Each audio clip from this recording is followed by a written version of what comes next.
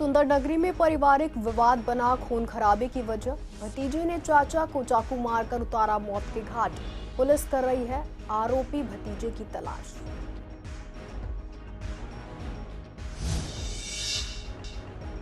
यमुना विहार में जिम पर सरेआम चलाई गोलियां। फायरिंग करने वाला बीजेपी नेता का भतीजा। पुलिस ने मामला किया दर्ज। आरोपी की तलाश जारी।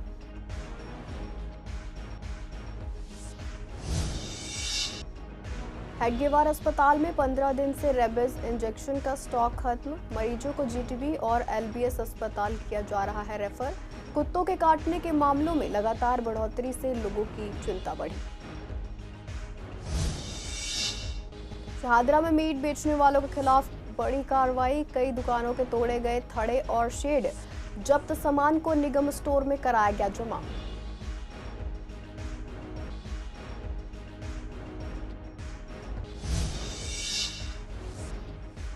गुजरात बिहार में टूटी पानी की पाइपलाइन। स्थानीय लोगों ने जताई नाराजगी। जल बोर्ड दफ्तर पास में होने के बावजूद नहीं हो रही मरम्मत।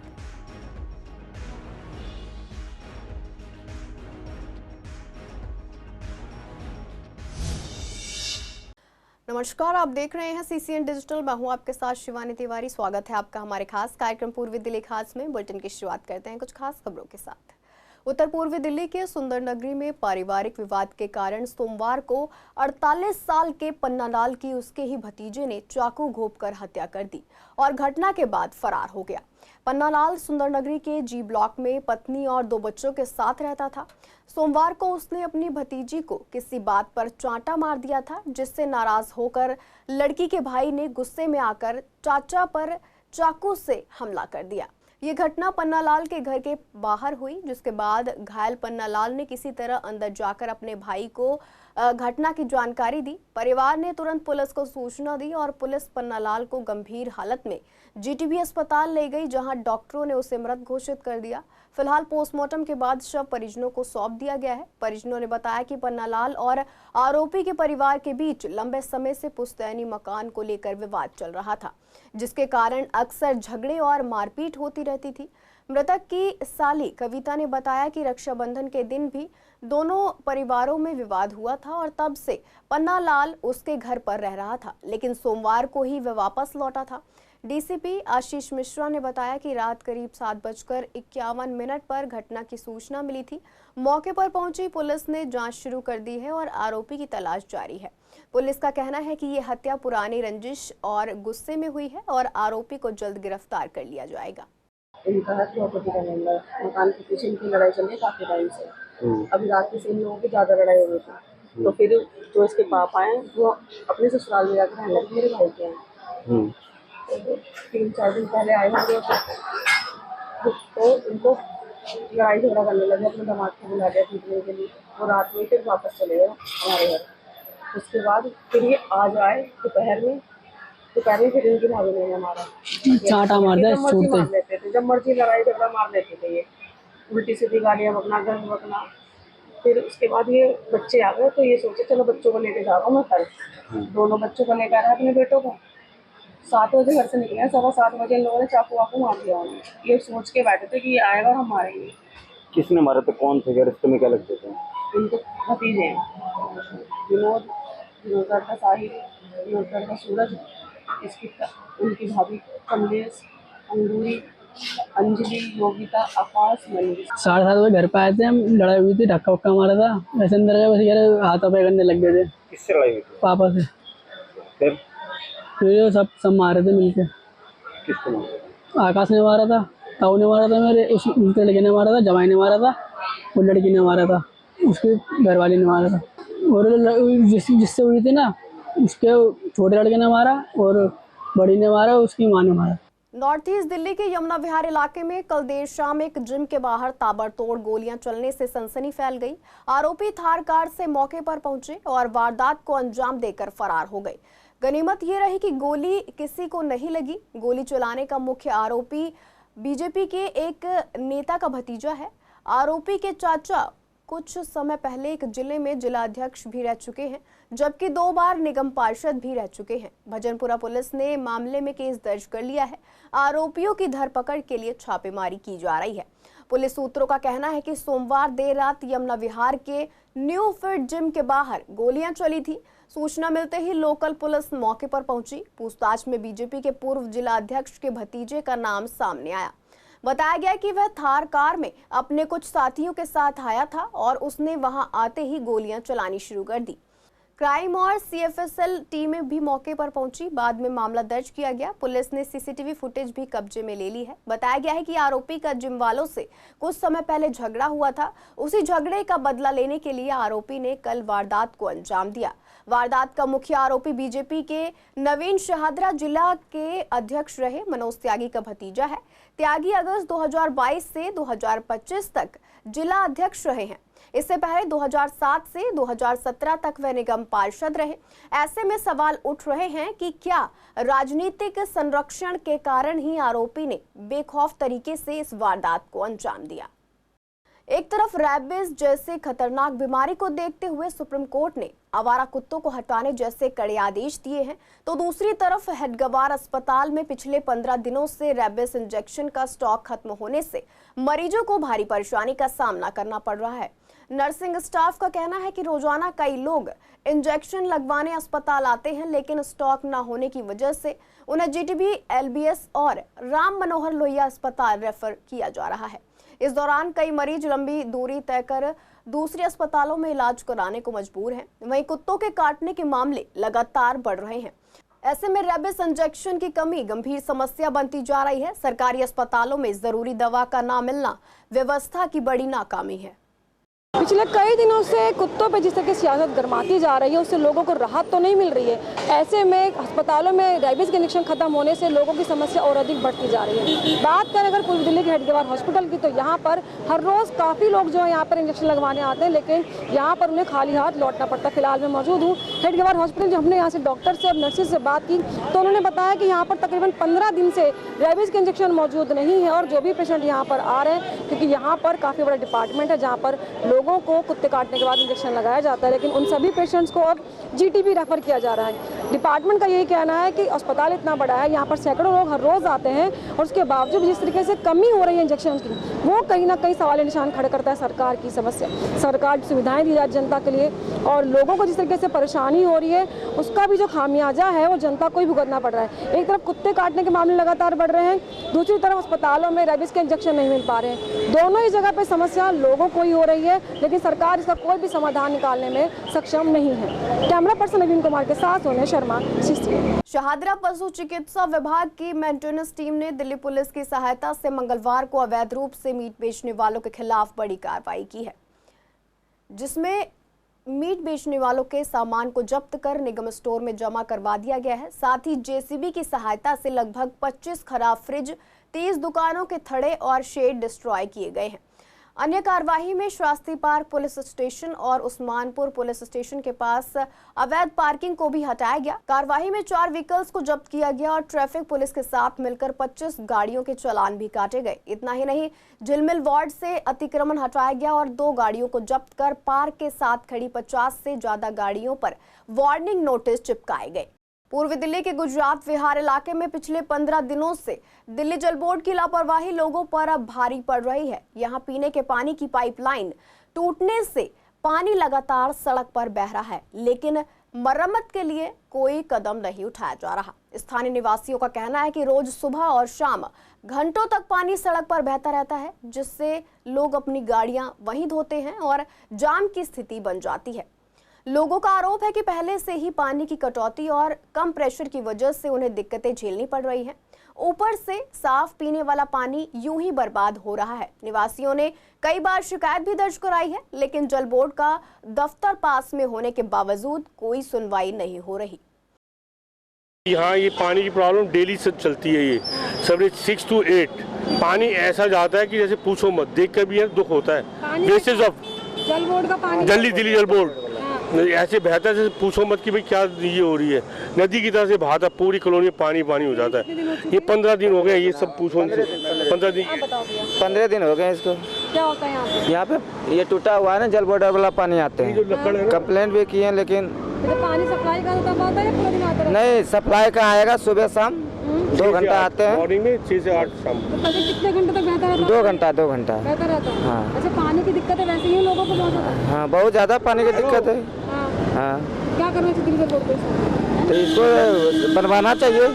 यहाँ के तो बहुत सी समस्या मैडम, जब आता है पानी और गाड़ियों की लाइन लग जाती है, यहाँ से लेके वहाँ तक पूरा घरों में पानी ये नाले में से निकलता है सारा। इसका इतना तगड़ा पानी गिरता है कि क्या उस टाइम पे देखोगे तो आपको लगेगा कि हाँ वाकई में पानी गिर रहा है। एक तो होता कि हल्का हल्का जा रहा है, मगर ये तो बहुत ही तगड़ा निकलता है। सारा पानी यहाँ से फोर्स से निकल जाएगा तो सोसाइटी में पानी नहीं जाता। ये मेजर समस्या है। दिल्ली जल बोर्ड वाले आते हैं और फोटो खींचते हैं और चले जाते हैं, वो समस्या का निदान नहीं कर रहे हैं। कितने दिन पुरानी समस्या? ये मैक्सिमम 15 डेज हो गए मैडम, विल कंटिन्यू, और उनको इतला करने के बावजूद भी कोई सुनवाई नहीं हो रही है। ठीक है। ये हादसे का इंतजार हो रहा है। ये देखिए पूरे लट जो है अंदर चला जाएगा। अगर कोई भारी वाहन आता है तो कभी ना कभी वो अंदर जाएगा। जब तक बड़ा हादसा नहीं होगा तब तक कोई काम नहीं होगा। ऑटो वाला ऑटो धोता है, रिक्शा वाला रिक्शा धोता है, और सरकारी आदमी कहता है ये तो सरकारी काम है, लेट सेट होता रहेगा। त्योहारों की शुरुआत के साथ ही मिठाइयों और पकवानों की डिमांड तेजी से बढ़ गई है, लेकिन बढ़ते दामों की वजह से अब लोगों की थालियों में से ड्राई फ्रूट्स गायब होते जा रहे हैं। दरअसल बॉर्डर पर तनाव के कारण कई ड्राई फ्रूट्स की सप्लाई बाधित हुई है, जिससे किशमिश, पिस्ता, अखरोट और काजू जैसे ड्राई फ्रूट्स के दामों में अचानक 200 से 300 रुपए तक की बढ़ोतरी देखी जा रही है। शाहदरा के छोटे बाजार के ड्राई फ्रूट्स विक्रेता का कहना है कि जिन किशमिश के दाम पहले 250 से 300 रुपए किलो थे, वे अब बढ़कर 600 से 700 रुपए तक पहुंच गए हैं। इसी तरह पिस्ता और अखरोट जैसे महंगे ड्राई फ्रूट्स भी आम आदमी की पहुंच से बाहर हो रहे हैं। दुकानदारों के मुताबिक दाम दोगुने होने से ग्राहकों की खरीदारी पर असर साफ दिख रहा है और लोग मजबूरी में कम मात्रा में ड्राई फ्रूट्स खरीद रहे हैं।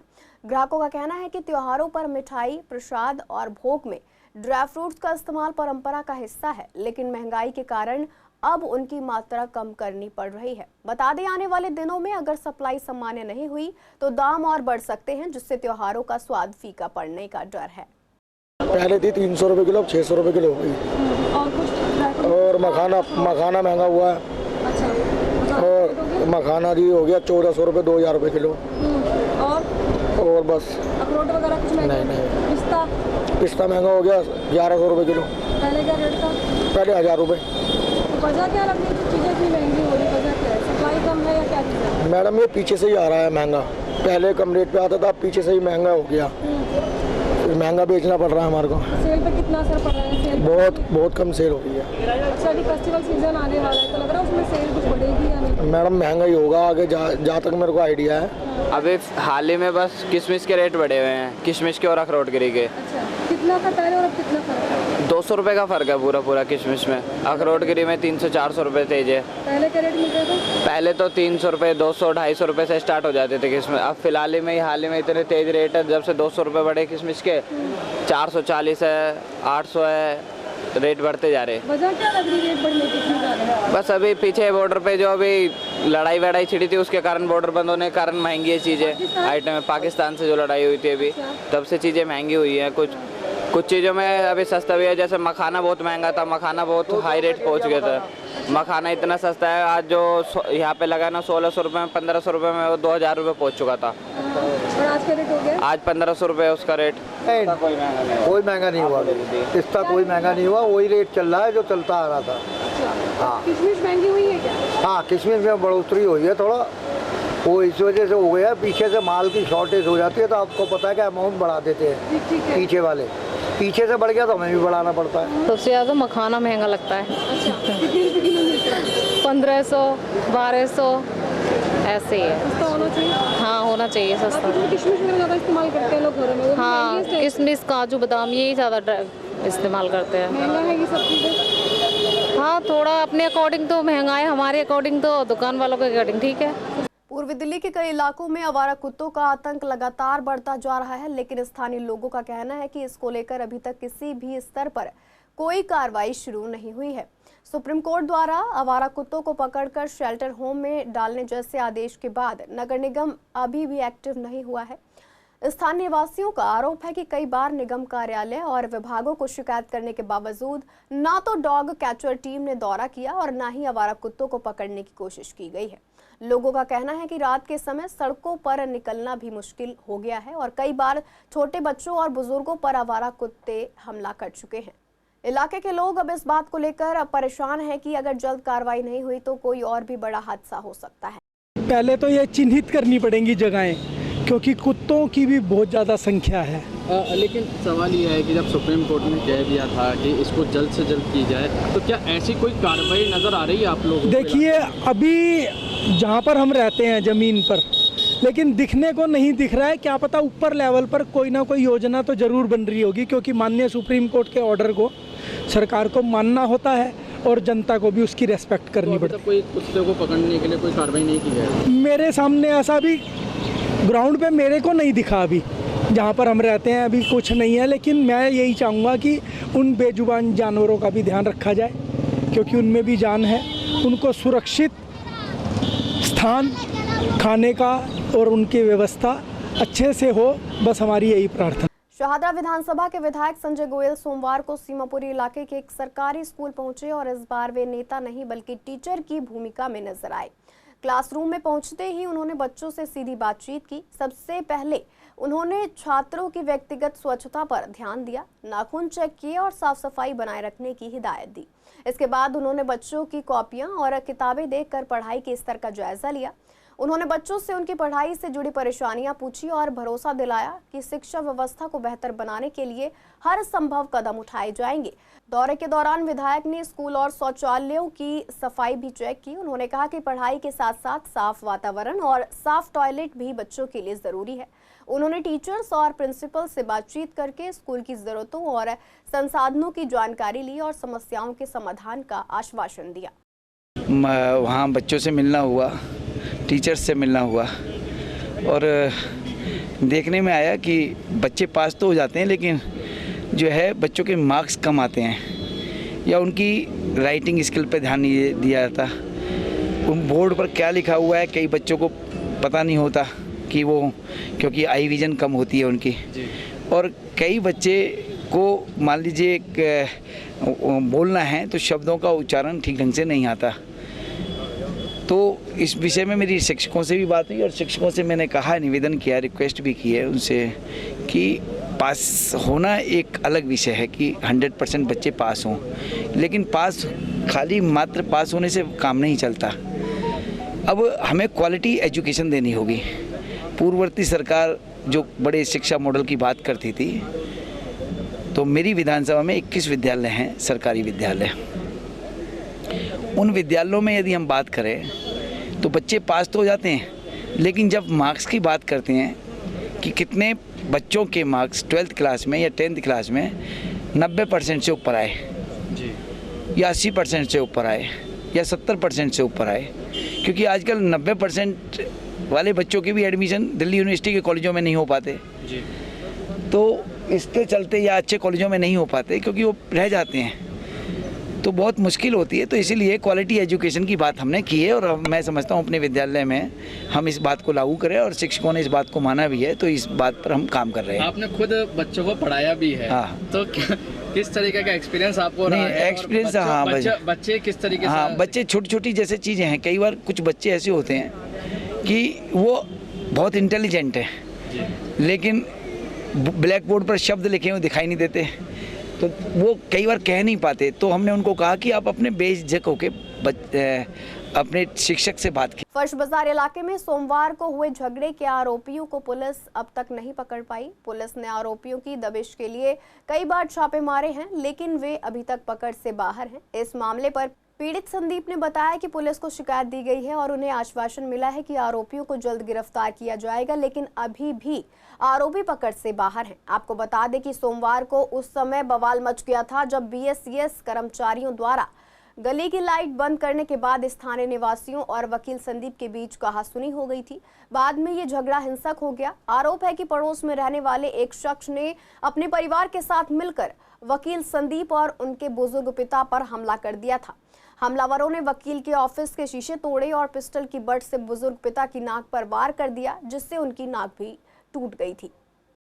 ये हमारी गली में जो है लाइट चली गई, जिससे कि सारे सीसीटीवी बंद हो गए और जो कुछ लोग हैं हमारी गली में वो हम पर पहले भी हमला कर चुके हैं। सन 2019 में उन्होंने हमें माफ़ीनामा दिया, फिर एक 2023 में कंप्लेंट हुई, उसमें हमें माफ़ीनामा दिया।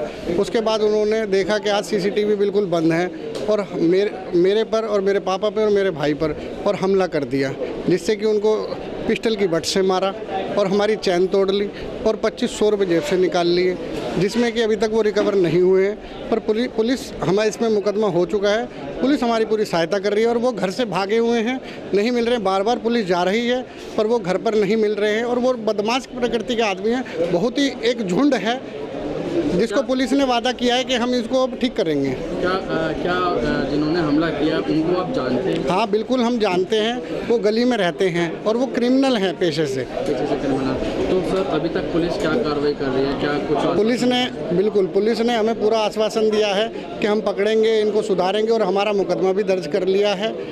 और पुलिस ने कहा, और पुलिस बार बार उनके घर जा रही है पर वो हाथ नहीं आ रहे हैं। पूर्वी दिल्ली में सड़कों की बात की जाए तो कोई सड़क ऐसी नहीं है जिसकी हालत खराब ना हो। ऐसे में सड़कों पर चलने वाले पैदल यात्री हो या फिर चालक, सभी मुश्किलों का सामना कर रहे हैं। गीता कॉलोनी के 12 ब्लॉक की सड़क पिछले कई सालों से खराब पड़ी है, जिसे अभी तक दुरुस्त नहीं किया गया है। पास के दुकानदारों ने बताया कि इस सड़क की हालत सालों से खराब है, लेकिन इस सड़क की मरम्मत नहीं की गई है। बार बार शिकायत के बाद भी कोई असर नहीं है। यहाँ से गुजरने वाले स्कूली बच्चों को काफ़ी समस्या होती है। बरसात के समय यहाँ पानी भर जाता है, जिसके बाद कीचड़ होना आम बात है। इतना ही नहीं, आए दिन दोपहिया वाहन खराब सड़क की वजह से फिसल जाते हैं। आपको बता दें कि हाल ही में सीएम रेखा गुप्ता ने भी ये बात मानी है कि सड़कों में काफ़ी ज़्यादा गड्ढे हैं और सड़क जर्जर पड़ी है, जिन पर एक अलग से प्लान बनाकर उनकी मरम्मत की जाएगी। लेकिन जैसा हाल पूर्वी दिल्ली के सड़कों का नजर आता है, उस पर अगर जल्द से जल्द काम नहीं किया गया तो बड़ा हादसा होने में देर नहीं होगी। 3 महीने से 4 महीने तो इसका रोड का यही हाल है। देखिए ना बाहर क्या हाल है, सारा रोड लोग जो भी जाते हैं हम ही बोलते हैं, पूरी रोड पूरा परेशान है। स्कूल के बच्चे 2 सरकारी स्कूल सामने है, सब परेशान है। इधर रोज गिरते हैं जी, कोई ना कोई एक बंदा रोज गिरता है। और सीवर की तो बहुत परेशानी है यहाँ। सीवर नीचा पड़ता है, वहाँ आगे रोड ऊंची है, इस चक्कर में रोज पानी भर जाता है यहाँ। ये बीच में इतना रास्ता है कि ये बनाया ही नहीं गया आज तक। नहीं समझ आता कुछ। सरकार जो भी कहती है वो अपनी मर्जी चलाती है। बिल्कुल कस्टमर गाड़ी नहीं रोक पाते, बिल्कुल भी नहीं रोक पाते। बहुत ज़्यादा प्रॉब्लम है। कितने एक्सीडेंट होते हैं, कितने बच्चे पानी स्कूल से सुबह निकल रहे होते हैं, गिर भी जाते हैं। मेरा बेटा भी गिरा 1-2 बार, स्कूटर भी स्लिप हो जाती है। मतलब बच्चा को यूनिफॉर्म सुबह सारे बच्चे लवली स्कूल हो गया, जैन कॉर्मेंट हो गया, गवर्नमेंट स्कूल के बच्चे हो गए, सब यहाँ से निकल होते हैं, गाड़ी निकल होती हैं, छिट्टे पड़ जाते हैं, फिर बाद में क्लेश होता है, लड़ाइयाँ होती हैं। बहुत ज़्यादा बढ़ती है।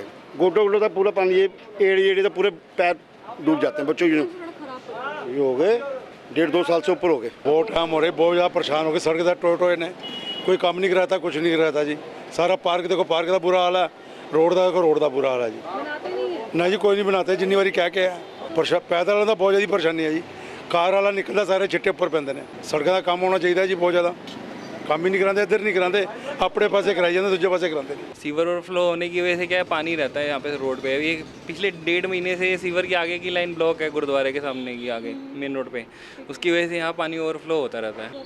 बरसात के टाइम पे तो ठीक है, जब पानी ड्रेन हो जाता है 2-3 घंटे तो लगते ही हैं, वैसे क्लियर हो जाती है रोड। वैसे ऐसा कोई हाँ, ये तो कई साल से टूटी हुई है। यहाँ सीवर ओवरफ्लो होने की वजह से टूटी है सड़कें, पानी इकट्ठा रहता है ना, अदरवाइज तो रोड अभी पहले टूटी नहीं थी। 2-3 साल से ही ऐसा है।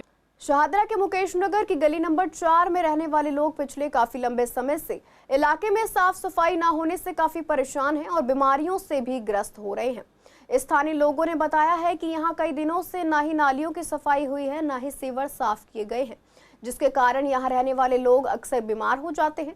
बार बार शिकायत करने के बाद भी कोई कार्रवाई नहीं की जाती। गंदा और बदबूदार पानी घरों के सामने बह रहा है, जिससे लोगों का घर से बाहर निकलना मुश्किल हो गया है। सड़कों पर लगातार गंदा पानी बहने के कारण घरों में सीलन हो रही है, जिसकी वजह से घर की नींव भी कमजोर पड़ने लगी है। मैडम अभी तो ये रुका हुआ है क्योंकि काम का जो पानी का प्रेशर अभी इस टाइम होता कम होता है। सुबह शाम इसमें से इतना पानी निकलता है जैसे अंदर से नाला फूट रहा हो। ऐसे काफ़ी दिक्कत होती है, अंदर से वेस्ट मटेरियल बाहर निकलता है और बच्चों को स्कूल जाने में आने में दिक्कत होती है। हम काफ़ी टाइम कंप्लेंट कर चुके हैं ऑलमोस्ट सभी गली वालों ने 2-3 बार कंप्लेंट कर चुके हैं सभी।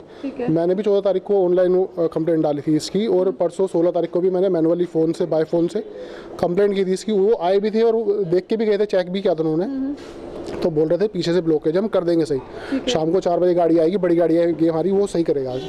ना तो उस दिन 4 बजे उनकी कोई बड़ी गाड़ी आई है, ना अभी तक कोई सुनवाई हुई है। मेरी गली के अंदर सारे सीवर ओवरफ्लो हैं, यहाँ पे कोई सुनवाई नहीं है। यहाँ के विधायक माननीय श्री संजय गोयल जी हैं और कारपोरेटर पंकज लूथरा जी हैं। ना तो हमारी गली की नाली का विकास हुआ है, ना सड़क का विकास हुआ है, ना ही सीवर के ऊपर कोई कार्रवाई हुई है। कुछ नहीं होता है जी, कुछ भी नहीं होता है। ये आप खुद देख सकते हैं, ये वीडियो बनाई हुई है आप लोगों ने, वीडियो बना के देख सकते हैं।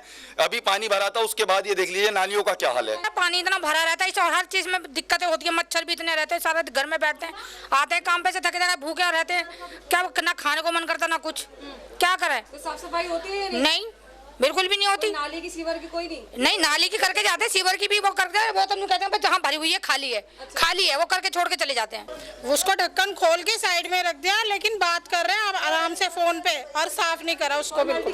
हाँ जी, बहुत परेशानी है, रहना मुश्किल हो रहा है। आप भी देख रही है बात को, तो हम तो बड़े सालों साल हो गए इसमें, तो सबको कराई, कोई सुन के राजी नहीं है। बुला के भी लाए थे, कोई सुनता ही नहीं है। बुला के लाए उन्हें संजय जी को, वो कह रहे हैं 2 दिन में करवा देंगे। अब तक कहा नहीं आज तक। इस बात को? ये अभी कोई 20-25 दिन पहले आए थे, यही आए थे। ये मनीष गुप्ता बुला के लाए थे उन्हें। अच्छा, तो कुछ नहीं हुआ। तो सीवर की सफाई वगैरह नहीं हो रही? कभी नहीं हो रही जी सफाई, यहाँ इतने पानी में निकलना पड़ रहा है। गोयल जी कहते हैं मुकेश नगर वालों में वोट नहीं दिया है, मैं यहाँ कोई काम नहीं कराऊंगा बिल्कुल भी। ये कहवत है, और कई जने जा चुके, जनता कॉलोनी वाले भी जा चुके हैं, उन्होंने कहा है कि यहाँ कोई काम नहीं कराऊंगा। ना गोयल जी एक बार जीतने बाद यहाँ पे आए एक बार भी। हाँ मैडम, हम तो बहुत परेशान हैं, बहुत बढ़ जाती है, सामने भी बढ़ जाती है, सारे परेशान हैं। सीवर से भी निकलता है पानी, नालियाँ भी भर जाती हैं, सारे घरों में बहुत बुरा हाल है, देखो आके। फिलहाल के लिए पूर्वी दिल्ली खास में इतना ही। ऐसी तमाम अपडेट्स के लिए बने रहिए CCN डिजिटल के साथ।